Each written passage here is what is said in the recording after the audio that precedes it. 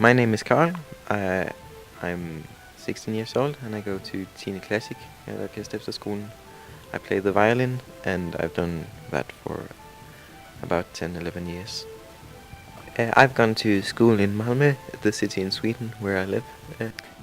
OrkesterEfterskolen is special because all students that are here are playing classical music, and that makes us more connected than other after schools, I think. OrkesterEfterskolen was classical music, and that's my passion. I'm Lara, I'm from Australia and I play clarinet.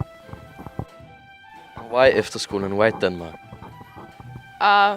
We have friends back in Australia who were sending their son to after school, and that gave me the idea, and then I googled after schools and I found this one, and I'm very happy I came here. I love it.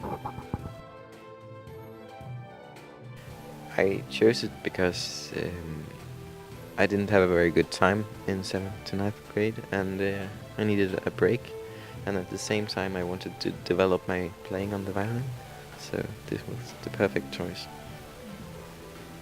How does the exchange work and how does it happen? That's actually a really good question. How do people find this school from all over the world? It's a miracle. I don't know how it happens. But of course we have those exchange partners, and sometimes they come back as students. We have some international connections, some organizations that we cooperate with.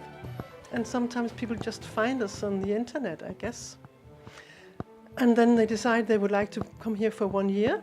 And then they write me on my email, and then we talk and we decide which year they would like to come, and we make a Skype meeting. And they hear about the school, and then we help them with all the paperwork. You know, there's a lot of paperwork when you are going to Denmark.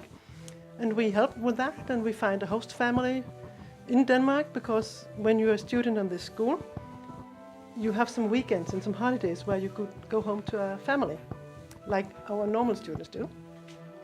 So students coming here have a small family somewhere in Denmark, and they have the big family, which is the school, with like 55 sisters and brothers.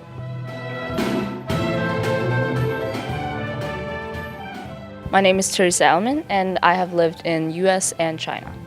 When I moved to Denmark a few years ago, I heard about this thing called Efterskole. I was a bit confused at first because, there's nothing like that in the US or China.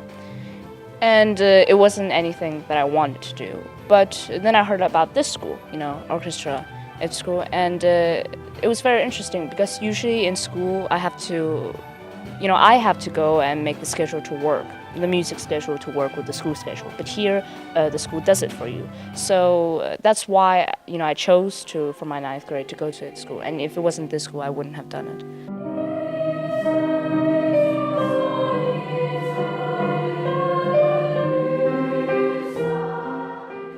How was it learning a new language? Well, I learned a bit Danish from my father back in the US, but not that much. And it was pretty much just going directly into, a school like this where everybody spoke Danish, and just trying to catch up. Because, when you live in an environment, listening to Danish, reading Danish, trying to speak Danish, you learn it very fast. It took me about 5 or 6 months-ish until I could totally fall in class. It was a bit difficult at first, of course, but, people were nice, and yeah. So what do you think about going to a boarding school? It's very interesting in the start. You have to get used to seeing a lot of people all the time, but you learn a lot from it.